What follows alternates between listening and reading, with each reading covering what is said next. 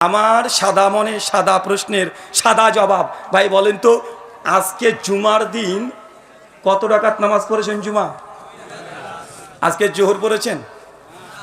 সপ্তাহে আপনি 7 দিন জোহর পড়লেন, জুমা আবার জোহরের দিন জুমা হলো কেন? শুক্রবারে জোহর কই গেল? যেই নামাজ সপ্তাহে 6 দিন আপনি পড়লেন জোহর, কে জুমার দিন জোহর কিভাবে জুমা হয়ে গেল? ভাই কিভাবে হয়ে গেল? তার মানে বোঝা যাচ্ছে ওয়াক্তের কারণে, দিনের কারণে, সময়ের কারণে নামাজের নাম পরিবর্তন হতে পারে। জোহর ছিল 4 রাকাত, জুমা হয়েছে 2 রাকাত। তার মানে ইবাদতের কাইফিয়াত পরিবর্তন হতে পারে।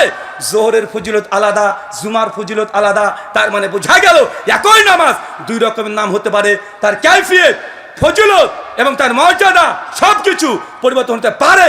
তার জ্বলন্ত উদাহরণ, সপ্তাহে 6 দিন যে নামাজটা পড়ি জোহর, জুমার দিন হয়ে যায় জুমা। তার মানে একই নামাজের 2 রকম নাম হতে পারে কি পারে না? পারে।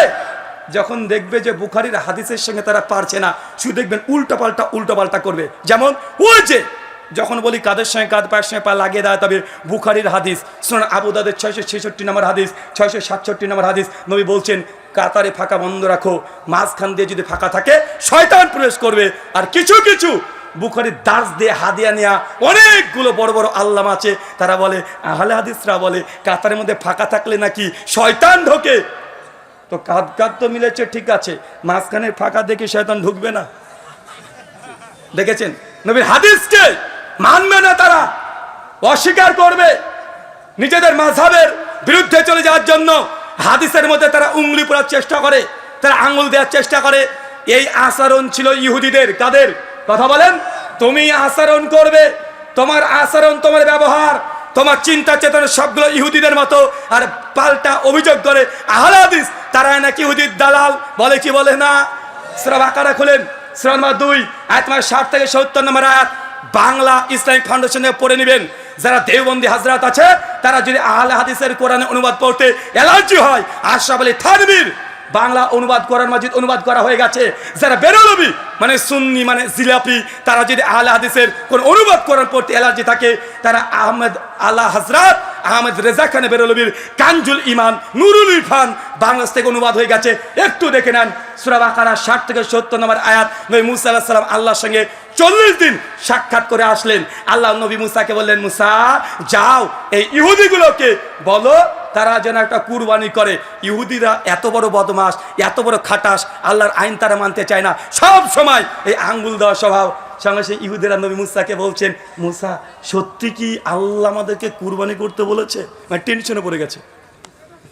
কথা মনে বুঝলেন না? নবী মুসা হ্যাঁ আল্লাহ তো বলেছে, আল্লাহ বলেছে কুরবানি করতে। বলছে একবার জিজ্ঞাসা করে এসে তো তোমার রবকে, আল্লাহকে, কুরবানি যে করব, কি কুরবানি করব? গরু না ছাগল না দুম্বা? মুসা নবী বলছে আল্লাহ গরু কুরবানি করতে বলেছে। বলছে গরু বলেছে? সত্যি? আচ্ছা তোমার আল্লাহকে জিজ্ঞাসা করে এসে তো গরুটার কালার কি হবে? লাল না সাদা না কালো না গোলাপি, কি কালার হবে? দেখেছেন ইহুদির বাচ্চার প্রশ্ন, মানে আল্লাহর বিধান মানবে না, একটার পর একটা অনর্থক প্রশ্ন। নবী মুসাকে আল্লাহ জানিয়ে দিলেন, বলো ধূসর রঙের যেন গরু জবাই করে, যেন কুরবানি করে দেয়। যখন বলছে ধূসর কালারে করতে হবে, ইহুদি খাটাসের বাচ্চা আবার বলছে, এ মুসা আবার তোমার আল্লাহ কাছে যাও, গিয়ে এবার প্রশ্ন করো তো যে গরুটা দেব ওটা মোটা তাজা না শুকনা দিলেও চলবে? বিধানের মধ্যে, ওহির মধ্যে মাতব্বরি করে, পণ্ডিতি করে আয়াতের মূল উদ্দেশ্যকে হারিয়ে দেওয়া, এটা কাদের স্বভাব? কাদের স্বভাব? এটা ইহুদিদের স্বভাব। সুনান ইবনে মাজাহ 954 নম্বর হাদিস, আল্লাহ নবী বলছেন ইহুদিরা 2টা শব্দ শুনলে সবচেয়ে বেশি রেগে যায়। একটা হচ্ছে আমিন, আর একটা কি? একে অপরকে সালাম দেওয়া। তার মানে আমিন শুনলে ইহুদিরা তাদের রক্ত টক বক করে ফুটে যায়। কিন্তু বর্তমান বাংলাদেশে কাদের রক্ত ফোটে? কাদের ফোটে? আমি বলতে চাই না কাদের ফোটে, কিন্তু আল্লাহ নবী এই কথা বলছে। তারা বলে আমরা আশিকে রাসূল, কিন্তু আশিকে রাসূল দাবি করে একটাও নবীর সুন্নাত পালন করে না। বলে আশিকে রাসূল, আমরা নবীর আনুগত্য করি, অনুসরণ করি, কিন্তু পচা পানি খাওয়ায় কার? আশারি, মাতুরিদি, বড় পীর আব্দুল কাদের জিলানী, চিশতিয়া, কাদারিয়া, নাকশবন্দিয়া, মুজাদ্দেদিয়া, চরমনাই, এনাদপুরি, জৈনপুরি, রাজারবাগি, ফুলতলি, দেওয়ানবাগি, আটরশি বলছে আশিকে রাসূল, আর মানছে কাকে? এখানে এগুলোকে তাকে মানে কথা বলেন? আরে আহলে হাদিসরা কালেমা যার পড়েছে মানেও তাকে। আহলে হাদিসরা বলে লা ইলাহা ইল্লাল্লাহ মুহাম্মাদুর রাসূলুল্লাহ, আমরা নবী মুহাম্মদ সাল্লাল্লাহু আলাইহি সাল্লামের কালেমা পড়েছি। আমরা তোমাদের মতো নবীর কালেমার সঙ্গে দুশমনি করে উম্মতিকে কোন নেতা আজ পর্যন্ত কোন আহলে হাদিস বানায় নাই, ইনশাআল্লাহ কিয়ামত পর্যন্ত বানাবে না। আপনাদেরকে আর একটা কথা বলে যাই, আহলে হাদিসদেরকে যে বর্তমানে বাংলাদেশে গরম চলছে, আমি সেই গরমের মধ্যে যেতে চাই না। বড়রা বিতর্ক করছে, তারা করবে, কারণ এই ইখতিলাফ তখনই হয় যখন ইলম থাকে। অনেকে বলে আহলে হাদিসের মধ্যে মাত্র 4 কোটি আহলে হাদিস, তাহলে এরপরে এত মতভেদ কেন?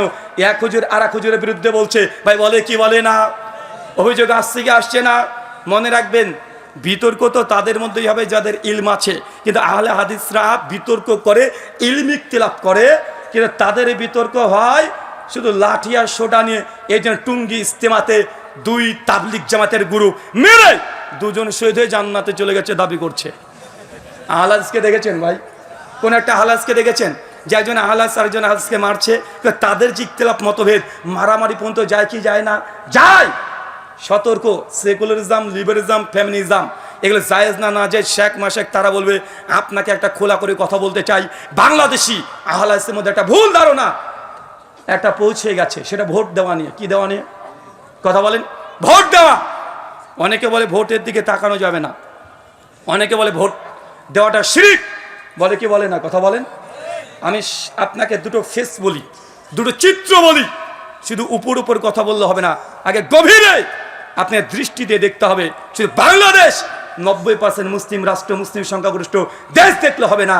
আমরা যেখান থেকে এসেছি সেই দিকে দাঁড়িয়ে আপনাকে ফতোয়া সঠিক করতে হবে। চলেন দুটো সিনারি বলি।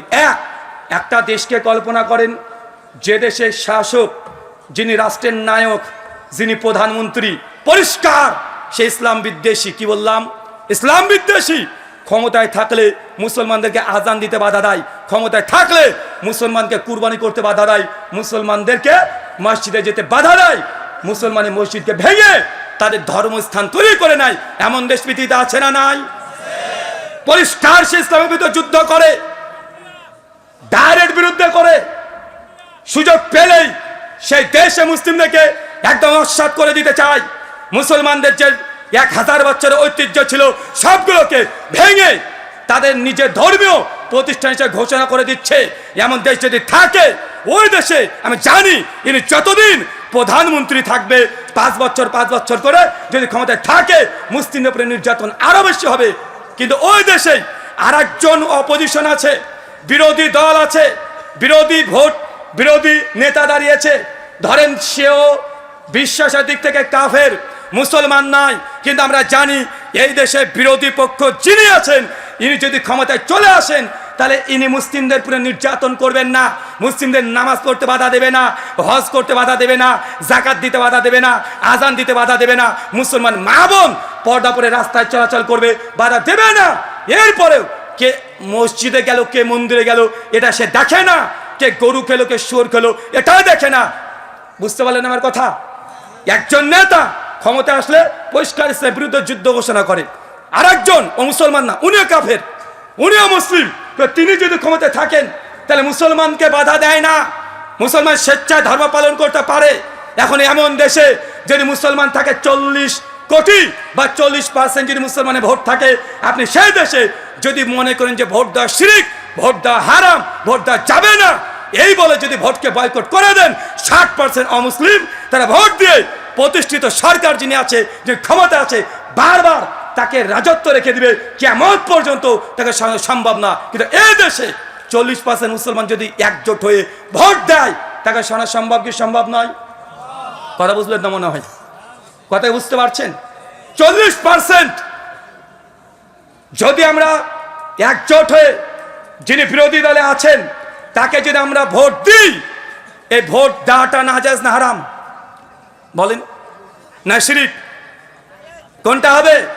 আরে এই দেশে ভোট দেওয়াটা আপনার জন্য আমাদের ভারতের জামিয়া সালাফিয়া বানারস, এমনকি শেখ সালেহ আল উসাইমিন, শেখ বিন বাস, শেখ আব্দুর রাজ্জাক বিন আফিফি, শেখ সালেহ আল মুনাজ্জিদ সবাই বলেছে, এমন যদি পরিস্থিতি হয় এই জায়গাতে ভোট দেওয়াটা জায়েজ, বরং অনেক ক্ষেত্রে ভোট দেওয়া আপনার জন্য বাধ্যতামূলক হয়ে যাবে।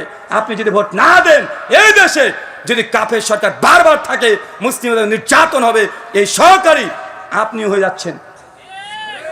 ভোট দেওয়া আর ডেমোক্রেসি গণতন্ত্র দুটো দুই জিনিস। ডেমোক্রেসি গণতন্ত্র আলাদা, সেকুলারিজম আলাদা, লিবারিজম আলাদা, ফ্যামিনিজম আলাদা, আর ভোট দেওয়া সম্পূর্ণ আলাদা। দুটোকে এক করে দেখলে হবে না, দুটো দুই রকমের রুলস।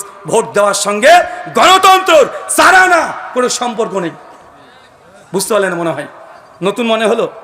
দেখেন, ভোট দেওয়া কখনো ওয়াজিবের দরজায় যায়, ভোট দেওয়া কখনো শিরকের দরজায় যায়, ভোট দেওয়া কখনো জায়েজ হয়, ভোট দেওয়া কখনো হারাম হয়।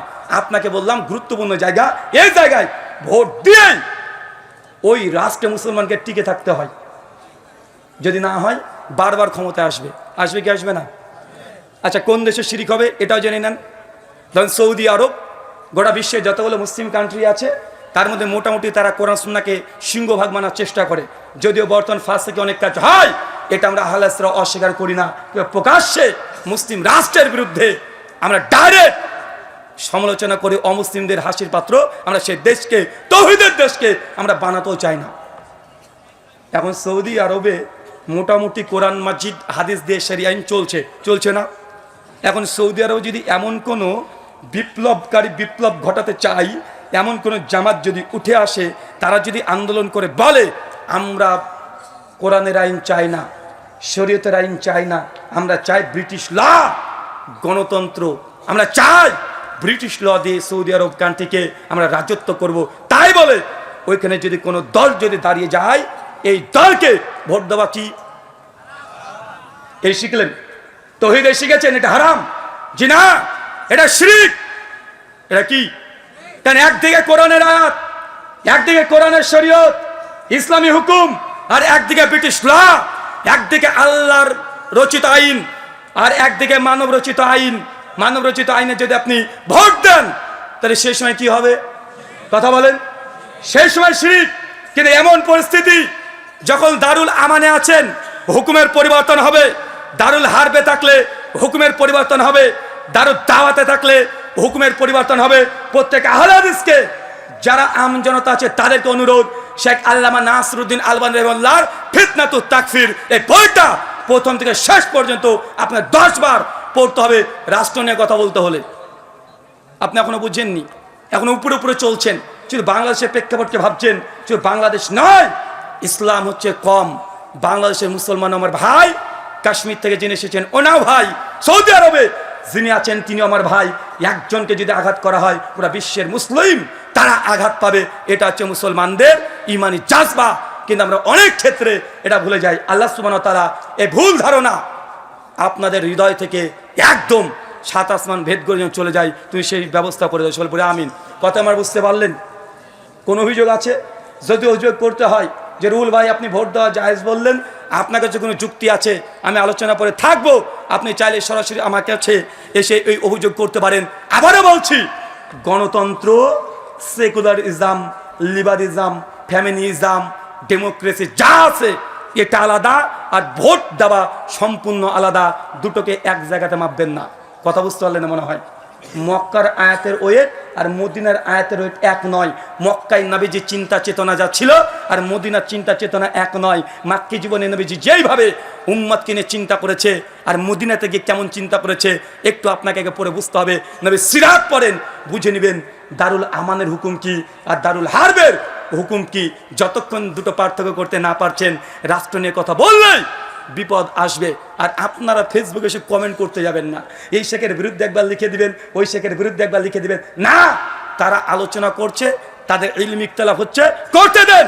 মাঝখান থেকে আপনারা বিরোধিতা করতে যান না। একজনের ভক্ত আরেকজনকে মাটির সঙ্গে পিছিয়ে দিবেন, আরেকজনের ভক্ত আরেকজনকে পিছিয়ে দিবেন, এমনটা যেন আহলে হাদিস সাধারণ কর্মী জনতা যারা আছে এমন যেন না হয়। কারণ এগুলো নিয়ে বাতিল যারা আছে তারা হাসাহাসি করছে। কথা বুঝতে পারলেন না? তারা করছে, তাদের করতে দেন। তারা বড়রা যা ইচ্ছা তাই করবে, দল যত হয় হোক। কিন্তু আহলে হাদিস সবাই ভাই ভাই। যদি 10 খান সংগঠন হয়ে যায়, 20 খান সংগঠন হয়ে যায়, 20 খান সংগঠন যদি কোরআনের কথা বলে, আহলের আকীদা মানহাজ ঠিক থাকে, সবগুলো আমাদের ভাই বিষ্ঠান সংগঠন হোক, এটা আহলে হাদিসদের কাজ আরো দ্রুত গতিতে হবে। যদি একটা থাকে একজন কাজ করবে। আরে মার্কেটে যদি 20খানা দোকান থাকে, ওর মধ্যে যদি আপনি পুঁটি মাছ নিয়ে চলে যান, 10 দিনকার বাসি পুঁটি মাছ যদি মার্কেটে চলে যান, মাছের বাজারে চলে যান, ভাই বিক্রি আপনার হবে কি হবে না? মার্কেটে গেলে দেখবেন পচা পুঁটি মাছও বিক্রি হয়, আবার 4000 টাকা দামের ইলিশ মাছও বিক্রি হয়ে যায়। কিন্তু আপনি যদি মনে করেন যে 4000 টাকা কেজি ইলিশ মাছ বাঘার রাস্তা ধারে বিক্রি করবো, সারাদিন চলে যাবে, কাস্টমার পাবেন না। কিন্তু বাজার যখন থাকবে অনেকগুলো মাল, যখন আহলের মধ্যে 20 খান যদি সংগঠন হয়ে যায়, দল যদি হয়ে যায়, তারপরেও এটা আহলের জন্য এটা কল্যাণকর। কেন? আমাদের দাওয়াত সবার এক, নেতা আলাদা আলাদা হোক, কোনো সমস্যা নেই। কথা বুঝতে পারলেন মনে হয়? আপনারা এটা করবেন না। উপর মহলে যারা আছে তারা ভালো বোঝে, আমাদের চাইতে অনেক বেশি বোঝে। ফিল্ডের বাইরে থেকে হাততালি দিতে ভালো লাগে, যখন কেউ বলটা ধরতে পারলো না আর আপনি বলছে হাই হাই এই সহজ বলটা ধরতে পারলো না, এই গোলটা দিতে পারলো না, ওটা আপনার যে সহজ মনে হচ্ছে, আপনি টিভির পর্দাতে আছেন। যারা নেতৃত্ব দিচ্ছে, যারা ওপরে আছে, তারা আপনার চাইতেও জেনে রাখেন কয়েক লক্ষ গুণ বেশি বোঝে। আপনি পেছন থেকে, আপনি নতুন আহলে হাদিস হয়েছেন, আপনি চিনবেন ব্রাদার রাহুল বড় বক্তা, আপনি চিনবেন জামশেদ মজুমদার অনেক বড় বক্তা, অনেক বড় আলোচক, আপনি চিনবেন আব্দুল্লাহ বিন আব্দুর রাজ্জাক অনেক বড় বক্তা। কিন্তু আপনারা চিনতে পারবেন না প্রফেসর ডক্টর আসাদুল আল গালিব, কোন মাপের আলেম।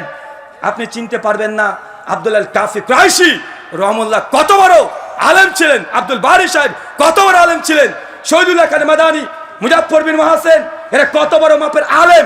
এটা আপনি বুঝতে পারবেন না, কারণ আমরা হচ্ছে ইয়াং জেনারেশন, আমাদের জেনারেশনে গ্যাপ পড়ে গেছে। এদের সম্পর্কে জানতে হলে আপনাকে জানতে হবে আপনার বাপের বয়সী ব্যক্তির কাছ থেকে, জানতে হবে মুস্তাউদ্দিন স্যার সম্পর্কে। যারা বড়রা আছে তারাই দেখেছে তাদের আন্দোলন, তাদের লড়াই, তারা কিভাবে আহলে হাদিসকে প্রতিষ্ঠা করার জন্য রাত দিন তার রাস্তা ঘাটে একদম হয়রানি করা হয়েছে, তারা জানে। আপনি চিনছেন মনে ব্রাদার রাহুল হোসেন গোটা একদম আহলের নেতা হয়ে গেছে। আপনি মনে করছেন যে আব্দুল্লাহ বিন আব্দুর রাজ্জাক গোটা বাংলাদেশের নেতা হয়ে গেছে, আপনি মনে করছেন যে অমুক বক্তা গোটা বাংলাদেশের নেতা হয়েছে। না, আমরা জাস্ট কর্মী। আমাদের কাজ আপনাদের শুধুমাত্র ফিল্ড পর্যায়ে, মাঠ পর্যায়ে।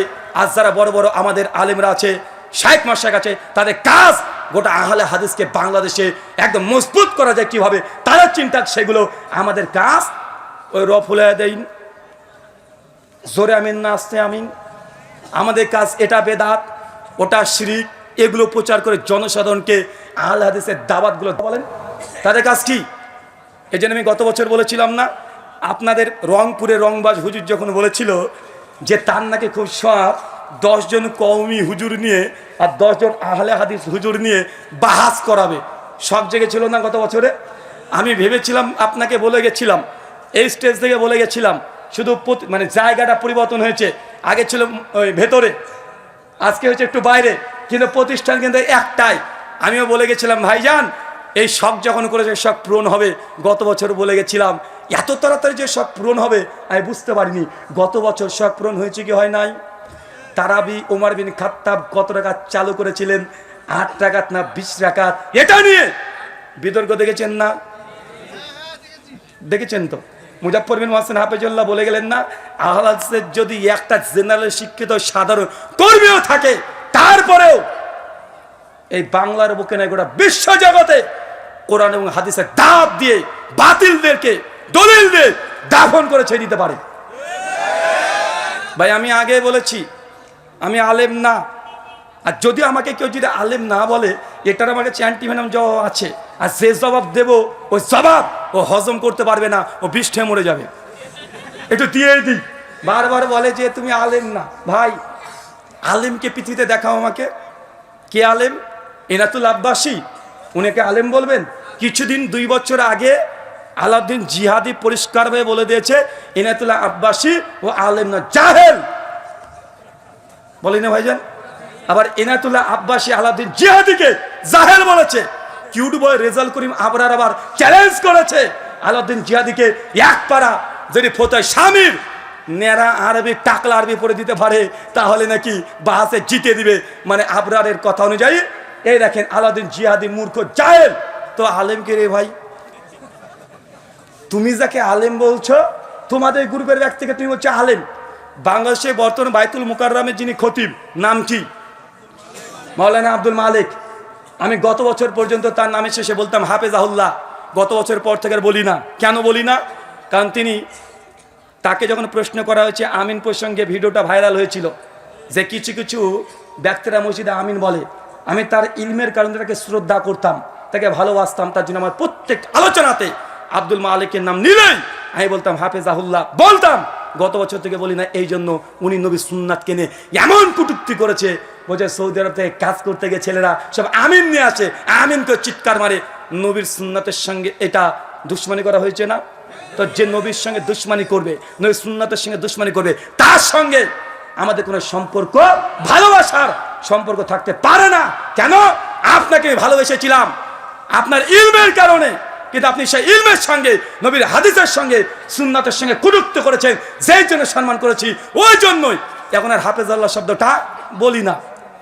আচ্ছা, আলেম আলেম করছে, দুটো বইয়ের নাম বলে যাই, অনেক মানে ছাত্র বন্ধুরা আছেন। একটা বইয়ের নাম হোসাইমুল হারমাইন। কি নাম বললাম? এটা মাওলানা আহমদ রেজা খান বেরলভী, সুন্নিদের প্রতিষ্ঠাতা। সুন্নি বলে হয়তো বুঝবেন না, আমরা ভারতে বলি বেরলভী। বাংলাদেশে পরিচিত বিখ্যাত নাম জিলেপি হুজুর। কি হুজুর? রেজবি জিলেপি, তাই না? লাহাবি বললেও চলে। আর একটা বই আছে আল মুহান্নাদ আলাল মুফান্নাদ। কি নাম বললাম? আল মুহান্নাদ আলাল মুফান্নাদ। সেই সময়তে আলা হযরত সুন্নিদের ইমাম আহমদ রেজা খান বেরলভী 1905-এ একটা বই লেখে, বইটা লিখেছে একসঙ্গে দেওবন্দি প্রায় 15 জন আলেমকে কাফের ভোটা দিয়েছে। কে কে লিস্টে আছে জানেন? কাসেম নানুতুবি, হোসেন আহমদ মাদানি, রশিদ আহমেদ গাঙ্গোয়ী, আশরাফ আলী থানভী। তো দেওবন্দিরা যাদেরকে মনে করে আল্লাহর ওলি, হাকিমুল উম্মাত, এর মতো আলেমা দুনিয়াতে নেই, তার যমজ ভাই বেরলভী হানাফি, তারা বলে এরা হচ্ছে কাফের। তো তুমি যাকে আল্লামা মনে করো, বেরলভীরা আল্লামা স্বীকারই করে না, কাফের বলে। আবার বেরলভীরা যাকে আল্লাহর ওলি মনে করে, আহমদ জাখানা বেরলভীকে, আহমেদ ইয়ার খান নাইমিকে, দেওবন্দিরা আবার তাদের আল মুহান্নাদ আলাল মুফান্নাদে বলেছে বেরলভীরা হচ্ছে শয়তানের জামাত, মানে শয়তানের দল। মনে বুঝতে পারলেন না? তো আমাকে তুমি আলেম না আলেম না পরীক্ষা করছো?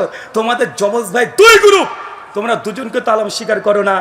এলাতুল্লাহ আব্বাসী বলে লুৎফর রহমান ফারাজি জাহেল, মূর্খ, কিছু জানে না। আবার লুৎফর রহমান ফারাজি এনায়েতুল্লাহ আব্বাসী বলে এ জাহেল, এ কিছু জানে না, এ হচ্ছে গাবগাছি।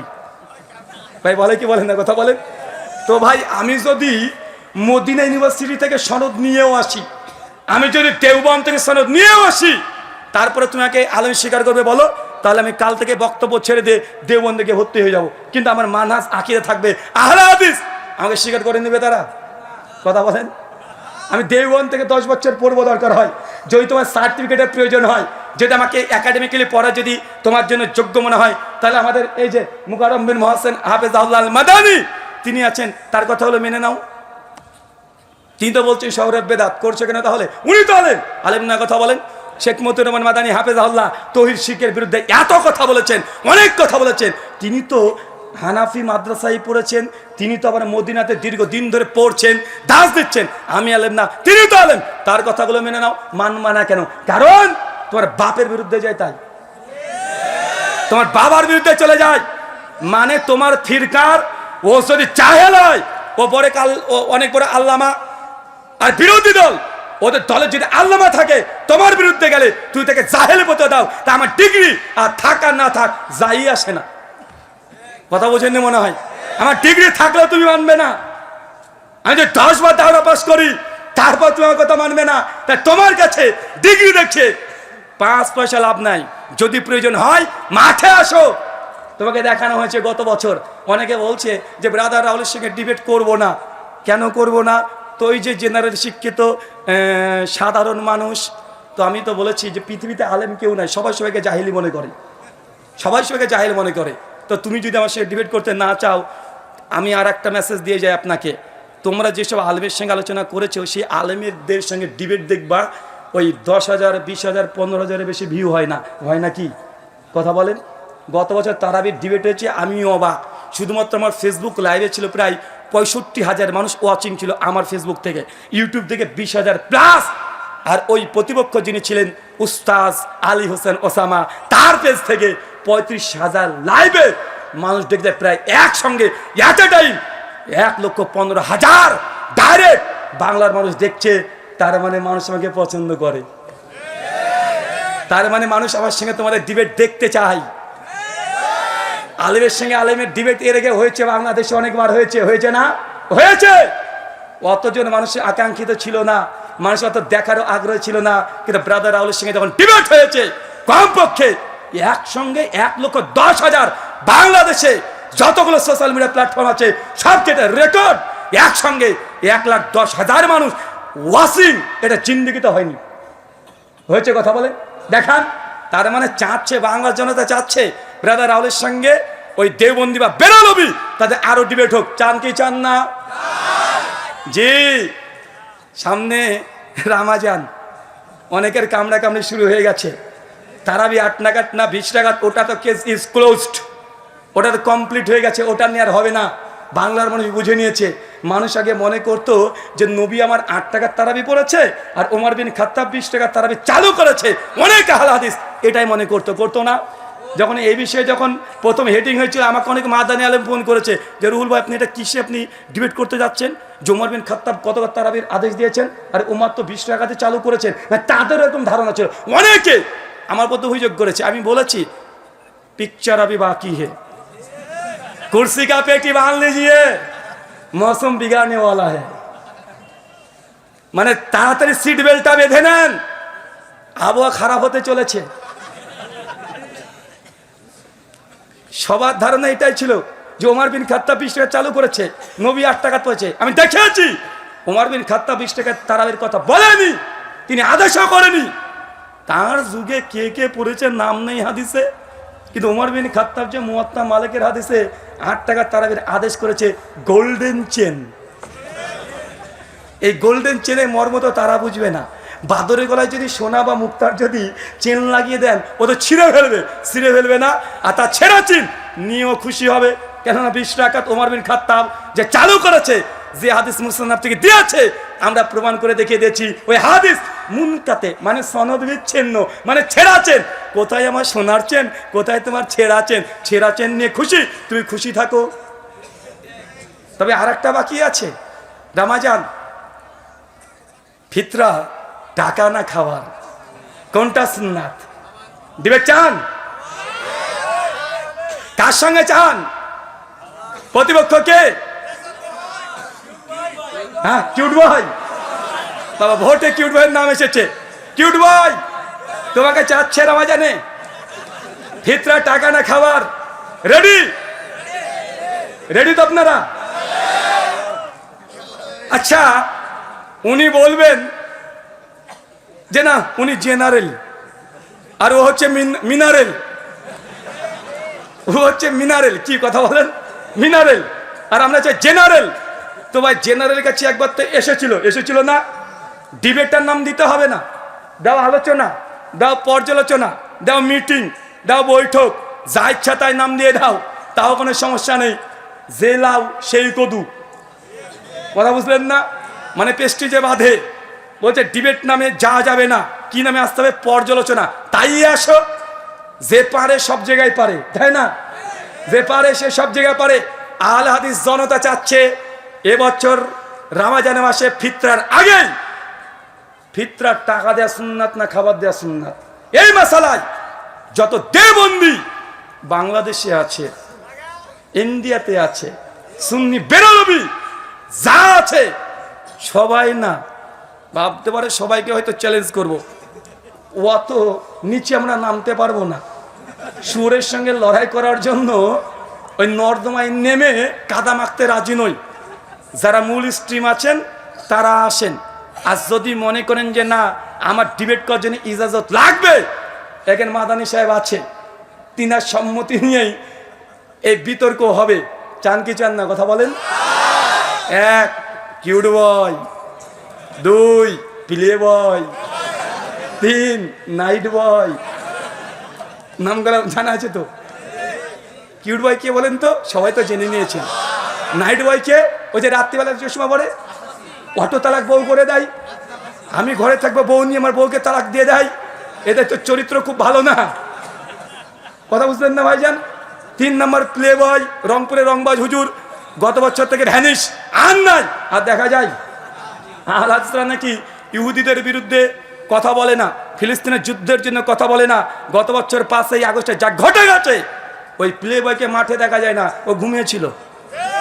ফেসবুকে দেখেছেন, আন্দোলন করতে দেখেছেন, রাস্তাতে নামতে দেখেছেন, কোন জায়গায় গিয়েছে না? বেটা, ফিলিস্তিনে যুদ্ধ করতে যাবে তোমার নিজের মাতৃভূমিতে, ছেলেরা রক্ত দিয়েছে রংপুরে অনেকেই। তারপরে তার পাতো দূরের কথা, পাঞ্জাবে দেখা যায়নি, দেখা গিয়েছে।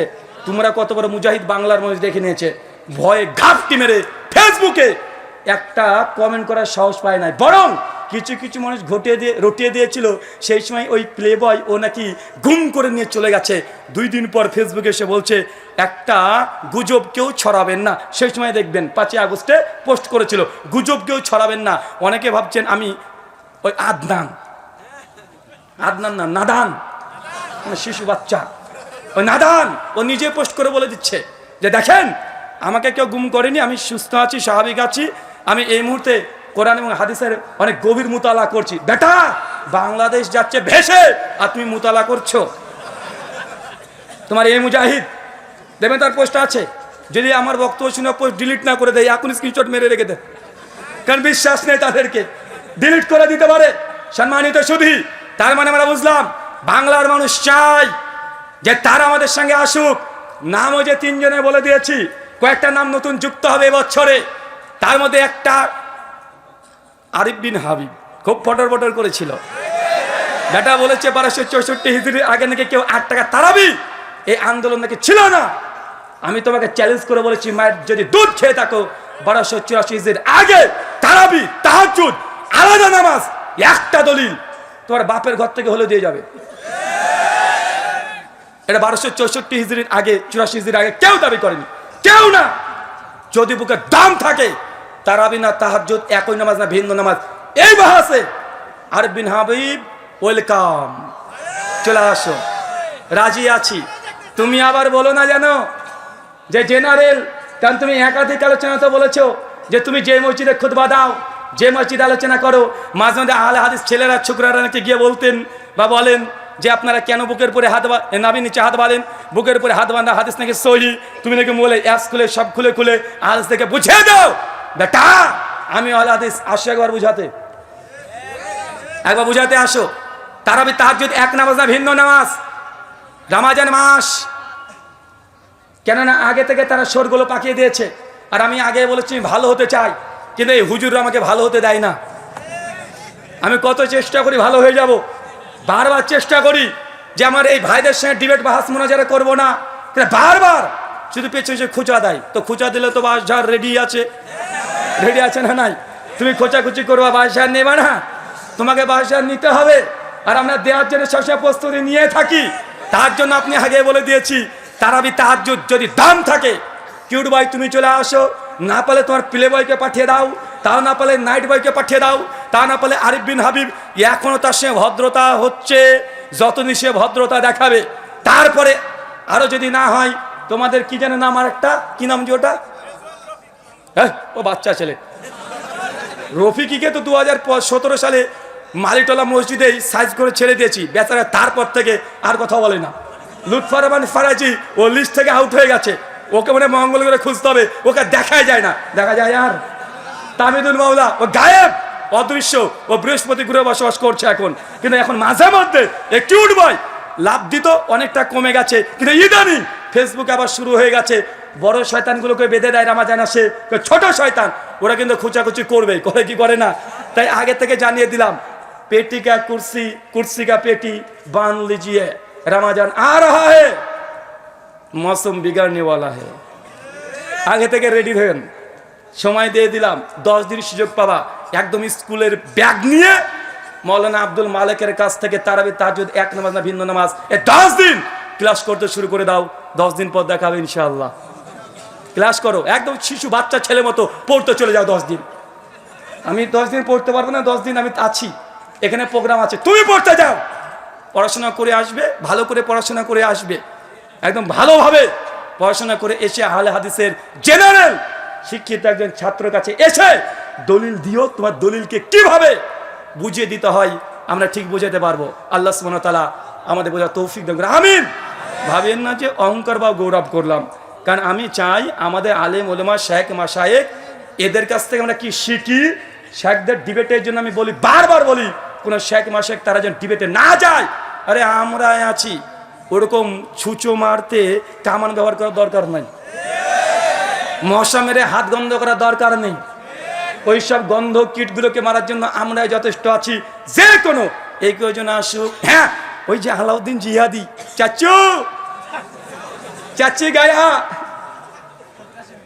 হ্যাঁ শফিক হাশেমি না, হ্যাঁ শফিক হাশেমি, উনি তো বলে রফুলেদের নাকি এক্সপায়ার হয়ে গেছে, মানে আগে ছিল এখন আর চলে না। বসে রাখো একবার, শফিক হাশেমি সাহেব একবার বসে রাখেন, চ্যালেঞ্জ করলাম, একবার রফুলেন কি মানসুক এই মাসালে বসে রাখেন, বাংলার মানুষকে জানতে দেন তারা কোন হাদিসের প্রতি আমল করে। বাংলার মানুষের জানার অধিকার আছে না নাই? কতদিন আর চাপাবাজি চলবে? মাযহাবের নামে কতদিন চাপাবাজি চলবে? জোর গলে বলছে যে আমাদের ইমাম আবু হানিফা এক ইশাতে ওযু করতেন, ফজর পর্যন্ত এক অজুতে নামাজ পড়তেন। কত বড় ইমাম তুমি দেখেছো? আহলে হাদিসরা তাকে বারে মানে না, বলে কি বলে না? আমি শুধু এই কথা বলেছি, আমার সাদা মনে সাদা প্রশ্ন, সাদা মনে কোনো কালো দাগ নাই। প্রশ্ন আমার, বলেন তো এশা থেকে ফজর যদি এক অজুতে নামাজ পড়ে, এই একদিন দুই দিন নয়, টানা 40 বছর, 40 বছরে কি একটু হাগু চাপায়নি রাত্রিবেলাতে? বড় আলেম শায়েখ আমাদের তাজ ইমাম আবু হানিফা রাহিমাহুল্লাহ, তার সামনে এরকম কথা বলতে চায় না। আচ্ছা হলো না, ধরেন বুজুর্গ মানুষ, একটু ফুসফাস 19 20 20 21 22 হওয়ার কথা, তাও হয়নি, মেনে নিলাম না হতে পারে, আল্লাহর অলি মানুষ। আচ্ছা এই 40 বছর কি স্ত্রীর কাছে যাওয়া লাগেনি? স্ত্রী কি হক নাই? স্ত্রী কি এত বড়, উনি এবার কত বড় আল্লাহর অলি ছিল কে জানে, 40 বছর স্ত্রীর কাছে যাওয়া লাগেনি। একজন টুক করে বলছে, ভাই শুধু কি রাত্রেবেলা স্ত্রী হক আদায় করবে, দিনে কি করা যায় না নাকি? আমি বলেছি ফতোয়া স্বামী 27 নম্বর পৃষ্ঠায় তারপরে লিখে দিয়েছে, ফাজলে আমলের করাচি পাকিস্তান থেকে ছাপা 360 নম্বর পৃষ্ঠায় ওখানে লিখে দিয়েছে ইমাম আবু হানিফা রাহিমাহুল্লাহ 50 বছর টানা দিনে রোজা রাখতো, দিন শেষ, ওইদিকে রাত শেষ, এদিকে দিন শেষ। আমার এটা প্রশ্ন না, এটা ইলমি প্রশ্ন। যারা শিক্ষক উস্তাদ ছাত্র আছেন, আচ্ছা বলেন তো তাহাজ্জুদ নামাজ কাকে বলে? ঘুম থেকে উঠে যে নামাজ পড়া হয় এটাই তো তাহাজ্জুদ। ইমাম হাজার আসকালানী তার তালখিসুল হাবির 1237 নম্বর হাদিসের অধীনে আলোচনা করেছেন। ফতোয়া শামিতে হানাফিদের কিয়ামুল লাইল 2য় খণ্ড 88 নম্বর পৃষ্ঠায় লিখেছেন, তাহাজ্জুদের জন্য শর্ত হচ্ছে ঘুম পাড়া, যদি আলসরা একমত না। তাহাজ্জুদের জন্য হচ্ছে ঘুম থেকে উঠে নামাজ পড়াটা শর্ত, মানে ঘুম শর্ত। কি শর্ত? ঘুম শর্ত। ঘুমবিহীন কেউ যদি রাত্রে জেগে থেকে যে নামাজ পড়ে ওটা তাহাজ্জুদের নামাজ নয়, ওটা মুতলাকান নফল নামাজ হবে। কি নামাজ হবে? মুতলাকান নফল নামাজ। চাচা মাসালা বুঝেছেন তো? বুঝতে পারছেন না? মানে তাহাজ্জুদ পড়তে হলে কি করতে হয়? আগে ঘুমাতে হয়। আচ্ছা চাচা ঘুমালে কি ওযু থাকে? বুঝেননি মনে হয়, ঘুমালে কি ওযু থাকে? তো ইমাম আবু হানিফা যদি না ঘুমায় তাহলে তাহাজ্জুদ পড়েনি 40 বছর। আর যদি বলে না তাহাজ্জুদ বলেছে, তাহলে ওযু ভাঙতে হয়েছে ঘুমের কারণে। মানে বুঝতে পারেননি, মানে ইমামে আজম আবু হানিফা রাহিমাহুল্লাহর মাকাম বর্ণনা করতে গিয়ে তার তাহাজ্জুদ ধ্বংস করে মুকাল্লিদ জাহেলরা ছেড়ে দিয়েছে। যে ওযু টিকায় তাহলে তাহাজ্জুদ পড়েনি, কারণ তাহাজ্জুদের জন্য ঘুম শর্ত। আর ঘুমিয়ে গেলে নেন ঠেলা, এবার ওযু ভেঙে গেছে। যেদিকে যাতে যেতে চাই যা। 364 নম্বর পৃষ্ঠায় একজন বুজুর্গের কথা লিখেছে, আমার কাছে নিয়ে এসেছি, ভাবছিলাম যে এটা নিয়ে কথা বলবো। ফাজাইলে হাজ লিখছেন যে এক বুজুর্গ ছিলেন 12 দিন এক অজুতে নামাজ পড়েছে। চিন্তা করে নেবার কত বড় বুজুর্গ, 12 দিন। আমি তো কোনো বললাম যে 12 দিন ও মানে এই মানে পটিও করেনি। আল্লাহর ওলির সঙ্গে গুস্তাকি করতে হয় না, করলাম না। 12 দিন একটু হাগু করেনি। একটু 19, 20, 20, 21, 22 করেনি? এই মানে 12 দিন এক অজুতে এতদিন নামাজ পড়েছে, মানুষ না পায়জামা ছিল? আমার আর একটা প্রশ্ন, আচ্ছা বলেন তো 12 দিন যদি এক অজুতে নামাজ পড়তে পারে হুজুরে, তাহলে 12 দিন নিশ্চয় তার অজু ভাঙেনি। আর অজু একটা ভাঙার কারণ হচ্ছে ঘুমিয়ে যাওয়া, মানে বেটা 12 দিন ঘুমায়ও নি। আমি আজকে গুগল করে দেখছিলাম যখন এই ঘটনাটা পেলাম, যে গিনিস বুকের রেকর্ড কতদিন আছে যে মানুষ না ঘুমিয়ে থাকতে পারবে। একজনের নাম এসেছে, উনি হচ্ছেন ইংল্যান্ডের, উনি না ঘুমিয়ে টানা 7 দিন ছিলেন। কয়দিন? 7 দিন। মেডিকেল অনেকগুলো আমি তথ্য একটু ঘাটাঘাটি করলাম, চ্যাট জিপিটি হাফেজাউল্লাহকে প্রশ্ন করলাম, কিছু ওয়েবসাইট থেকে ঘাটাঘাটি করলাম, দামাত বারকাতুম আলিয়া ফেসবুক তো আছেই, সব ঘাটাঘাটি করে দেখলাম বিজ্ঞান ডাক্তার সায়েন্স আমাদেরকে বলছে টানা একজন ব্যক্তি 7 দিনে বেশি না ঘুমিয়ে থাকতে পারবে না, সর্বোচ্চ 5 দিন পারবে। 5 দিন যে না ঘুমায় তারপরে ও মানুষ থাকবে না, পাগলা হয়ে যাবে। তার মানে বুঝে নিয়েছি তোমার ওই হুজুর হয় সে মিথ্যুক ছিল, নচে পাগল ছিল। আল্লাহর ওলি না, ও পাগল টাল, বুঝেন নাই? 12 দিন না ঘুমিয়ে থাকবে। তো তোমার বুজুর্গর নামটা গিনিস বুকে লিখে দিয়ে আসো না, যে আমার হুজুর ফাজাইলে আমল এত নম্বর পৃষ্ঠা, 364 নম্বর পৃষ্ঠা, 12 দিন না ঘুমিয়ে থেকেছে, নামটা তার থাকার দরকার। কিন্তু কোথায় ইংল্যান্ডে লোকটার নাম আছে, একটু আন্দোলন করো না। কথা বুঝলেন না মনে হয়? মানে এমন এমন ঘটনা, মানে মাঝে মধ্যেই দেখি এই ফাজাইলে হজ একজন বুজুর্গ ছিলেন, উনি পাকিস্তানের আফগানিস্তানে কোন করাচি, মানে পাকিস্তানের করাচির ওই সাইডে আশেপাশে বাড়ি। হঠাৎ নাকি হজ করবেন, টাকা পয়সা নাই, পায়ে হেঁটে যেতেও পারে না। উনি নাকি কি করলেন, উনি একটু চিন্তা করলেন নবীর প্রতি একটু সালাম পেশ করবেন, অনেক শখ, কিচ্ছু পারলেন না। চোখটাকে বন্ধ করতে করতে করতে করতে বেচারা ঘুমিয়ে গেলেন। বেটার ধর্মটাই স্বপ্ন, ঘুমিয়ে গেছেন। একটুবার দেখছেন যে উনি উড়তে উড়তে চলে গেছেন, গিয়ে একদম কাবা শরীফ, চোখ ঘুম ভেঙেছে আর সামনে দেখছে কাবা শরীফ। কথা বুঝলেন না? বলছে তারপরে আমার ওই হুজুর, আমার বুজুর্গ কাবাকে তাওয়াফ করলেন, মদিনায় চলে গেলেন, তারপরে নবীকে সালাম দিলেন, তারপরে আবারও ঘুম ভেঙেছে, আর একবার দেখছে ওর বাড়িতে আছে, মানে ওর হজ কবুল হয়ে গেছে। আমার সাদা মনে সাদা প্রশ্ন, ভাই যদি ভারত, বাংলাদেশ, পাকিস্তান থেকে যায় কেউ উমরা বা হজ করতে, তো তাকে ইহরাম বাঁধা লাগবে না? তো তোমার হুজুর ইহরাম কখন বেঁধেছে? ও তো ডাইরেক্ট কাবা দেখেছে। মানে বুঝলেন না মনে হয়? মানে এই ভণ্ডদের বদমাইশিদের মানে কারামত দেখা দেখে বেটা ইহরাম ছাড়া তোমার হজ উমরা হবে? তো তুমি ইহরাম কোথায় বাঁধলে? তো তুমি যে লিখে রেখেছো ডাইরেক্ট চোখ খুলে দেখছে কাবা, তো কাবার সামনে ইহরাম বাঁধতে হবে নাকি রে বেটা? মানে এরা শরীয়তের জ্ঞান জিরো পরিমাণেও ছিল না। মানে এই ঘটনা থেকে বোঝা যায়, মানে আপনার ওই পীর সাহেব দেখবেন মাঝে মধ্যে উঠতে পারে, এমন ঘটনা শোনেন না? আরে আমার পীর, বাংলাদেশের বক্তা বলছে তুমি জানো আমার পীর কত বড় পীর? তো কত বড় পীর? বলছে আমার পীরের সঙ্গে একদিন আমি ওয়াজে গিয়েছি, রাত্রিতে ফিরে আসলাম, হঠাৎ দেখছি ঝড় বৃষ্টি, রাত 2টো তখন বাজে, ভয় খেয়ে গেলাম যে কিভাবে এখন পদ্মা নদী পার করব। মানে আপনাদের চরমনায় পীর সাহেব ওয়াজ করছে, তার ভক্তবিন্দুরা যার নাকি বেগুনেও জিকির করে, শোনেন নাই? ওই যে সবাই আল্লাহর ওলিকে চিনেছে, কিন্তু ওয়াহাবিরা চিনেনি। আমার পীর সাহেব এত বড় পীর, সিংহ এসে প্রণাম করে চলে যায়। তোমার পীর সাহেবকে একটু ডেকে নিয়ে এসো, আমাদের কলকাতা চিড়িয়াখানায় ঢুকে দেবো, 10 মিনিট থেকে দেখিও। ওই যে সবাই চিনেছে আল্লাহর ওলিকে, ওই সিংহ নাকি চিনে না। ভাই বলে কি বলে না? তারপরে বলছে যে পীর সাহেব হঠাৎ দেখছি ঝড় বৃষ্টি, কিভাবে নদী পার হবো? নদীর কাছে এসে দেখছি মাঝিও নাই, নৌকায় নেই, মহা মুসিবত। পীর সাহেবকে বললাম পীর সাহেব কিভাবে নদী পার হবো, আমার তো ভয় লাগছে। তো বলদ নামক মুরিদকে পীর বলছে বাবা তোমার কাছে জায়নামাজ আছে? জি আছে। সঙ্গে বগল থেকে বের করে জায়নামাজটা পীরকে দিয়ে দিয়েছে, পীর নিচে পেতে দিয়েছে। তখন বলছে শোন তুই জায়নামাজে দাঁড়িয়ে যা, মনে মনে আমার নাম স্মরণ করতে থাক। এখন পীর সাহেবের সঙ্গে মুরিদ জায়নামাজে উঠে দাঁড়িয়ে আছে। মুরিদ তখন বলছে একটু পর দেখছি আমার জায়নামাজ উঠতে উঠতে উঠতে উঠতে একদম নদী পার করে আমাদের বাড়ির সামনে একদম বসিয়ে দিয়েছে। আমিও বুঝলাম যিনি এই ঘটনা লিখেছেন উনি আলিফ লাইলা অনেক বেশিবার দেখেছেন, জায়নামাজকে উঠিয়ে নিয়ে বেড়াচ্ছে। মানে এদের ভণ্ডামি যা আছে সবগুলো কেচ্চা কাহিনী জমা করে রেখে দিয়েছে এইসব গ্রন্থগুলোতে। মানে জায়নামাজে উঠছে, মানে পীর সাহেব উঠতে পারে। বলছে আমার বুজুর্গ 3 দিনে 3 মাসের রাস্তা এক পলকে পার করে দিয়ে চলে এসেছে। ভাই বলে কি বলে না? আমি তো গতকালকে কোথায় প্রোগ্রাম করছিলাম জানো? ওটা সুন্দরগঞ্জে কালকে প্রোগ্রাম করছিলাম। আমি বাংলাদেশের পীরদেরকে বলেছিলাম যে আপনারা যদি যদি উঠতে টুটতে পারেন তো আগামীকাল রাজশাহীতে দারুল হুদা কমপ্লেক্সের আলোচনা সম্মেলন আছে। তো গোটা বাংলাদেশের যত পীর আছে সবাইকে আমি চ্যালেঞ্জ করেছি। এই চ্যালেঞ্জ পীর সাহেবের মরা পর্যন্ত, আমার মৃত্যু পর্যন্ত না, তার মরা পর্যন্ত কিছু করব না।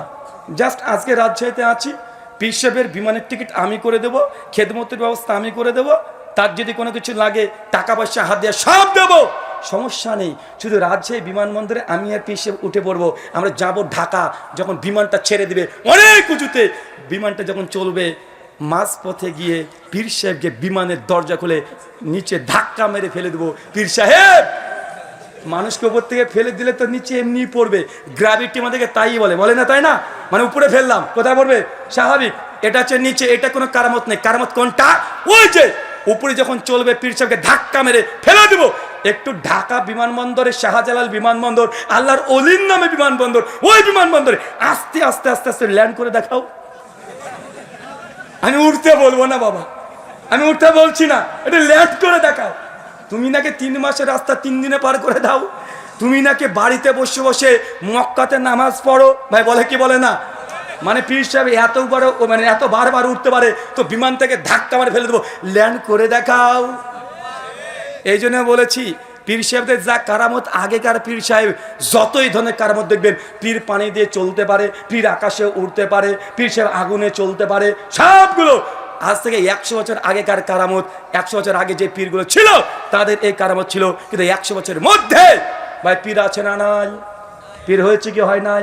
বাংলাদেশে 1 লক্ষ কোনো পীর আছে। তো পীর সাহেব, আগেকার পীরের তো এতগুলো মজিজা ছিল, কারামত ছিল, আপনি তো পীর। আপনাকে ছোট্ট একটা বার্তা আপনাকে বলে দিই যে এখন আপনাদের কারামত আর চলে না কেন? কারণ এই দেখেন ক্যামেরাগুলো আছে।